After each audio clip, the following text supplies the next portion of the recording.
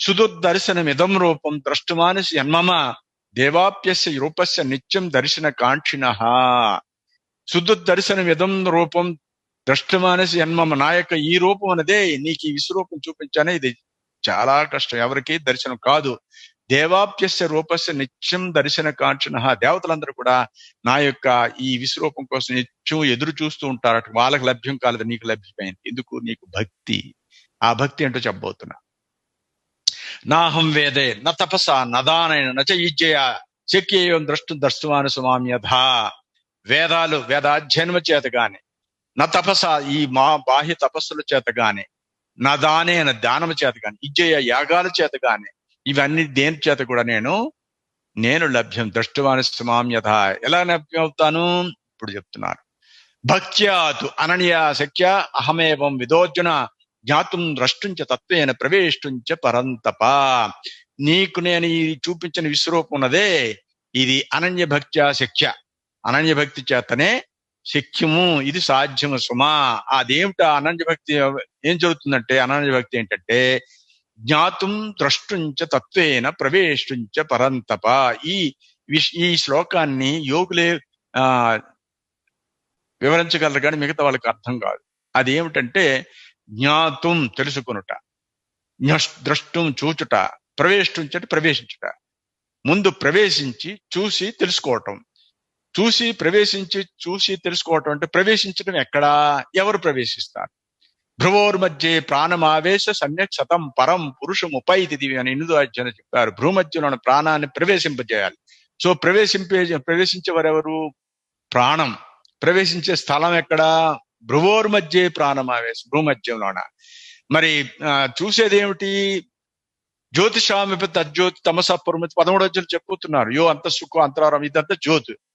మరి తెలుసుకునేది ఏంటి?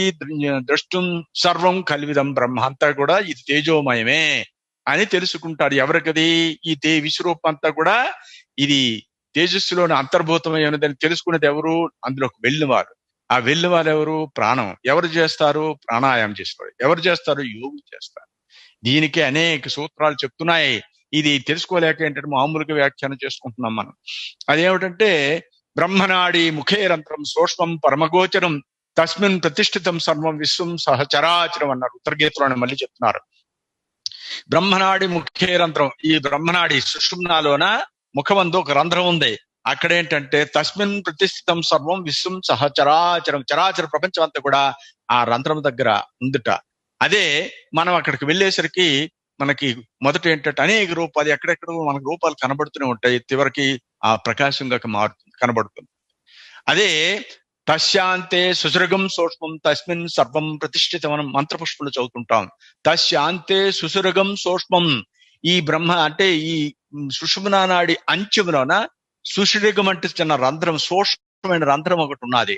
దానికి మన వైద్య శాస్త్రంలో ఏంటంటే ఈ యాక్విడక్ట్ ఆఫ్ సిల్వియస్ నుంచి బ్రెయిన్ స్టెమ్ లోంచి థర్డ్ వెంట్రులకు వెళ్ళి ఆ రంధ్రమే. ఈ విధంగా మనం వైద్యపరంగా కూడా మనం అన్వయించుకోవచ్చు. ఈ విధంగా జ్ఞాతుం ద్రష్టుంచ తత్వేన అంటే అర్థం ఏంటి? యోగ సాధన గురించి. అంటే యోగ సాధన చేసిన వారే ఈ విధముగా ప్రాణాయామం ద్వారా ఈ ప్రాణాన్ని భ్రూమధ్యంలోన ప్రవేశింపజేసి తేజస్సుని దర్శనం చేసి అందులోనే సర్వం ఉంది సుమా అని తెలుసుకోవటం అనేదే అనన్యాభక్త్యా శక్య. ఆ విధంగా అనన్య భక్తి అంటే అర్థం ఏంటంటే ఇది 8వ అధ్యాయం ఏంటంటే భక్త్యాయుక్తో యోగ బలేనచ్చే ఏవానని ఎక్కడ చెప్పారు, ఇక్కడికి వచ్చేసరికి రెండు కలిపి చెప్పారు. అనన్య భక్త్యా శక్తి అంటే అనన్య భక్తి. అన్యం అంటే వేరు, అనన్యం అంటే తనలోనే ఏ భక్తి? స్వస్వరూపానుసంధానం భక్తిరిత్యభిహితే. ఆ స్వస్వరూప అనుసంధానం ఊరికనే అవుతుందా? ఈ విధంగా తనలోంచి వచ్చిన ఆ బ్రహ్మం నుంచి శక్తి అనేది సగం కిందకు వచ్చి ఈ విధంగా జాగృత స్వప్న సుషుప్తి అవస్థలో ఇవంతే సంచరిస్తుంది. కానీ అక్కడికి వెళ్ళట్లేదు. అక్కడికి వెళ్ళాలంటే ప్రత్యేకం ప్రయత్నం చేయాలి. ఆ ప్రయత్నమే యోగ సాధన. అదే అనన్య భక్త్యా శక్య. దానికి ఇంకా పరమాత్మ చెప్తున్నారు. మత్కర్మ కృన్మత్పరమో మద్భక్త సంగవర్జిత నిర్వైర సర్వభూతేషు యః స మామేతి పాండవ. ఈ విధముగా యోగ సాధన చేసిన వాడు మత్కర్మ మత్పరమో నాయందు నా కర్మ చేసే నావాడైన వాడు మద్భక్త సంగవర్జిత. ఎప్పుడైతే లోపలికి వెళ్ళాడు బయట నిస్సంగం, సత్సంగత్వే నిస్సంగత్వం. ఎప్పుడైతే అక్కడ సత్సంగంలోకి వెళ్ళాడో నిస్సంగం అయిపోతాడు. నిర్వైర సర్వభూతేషు, తను ఎప్పుడైతే వెళ్ళాడు ఇక వైరు దేనితో ఉంటుంది, తానే ఆ అద్వైత స్థితిలోకి వెళ్తాడు.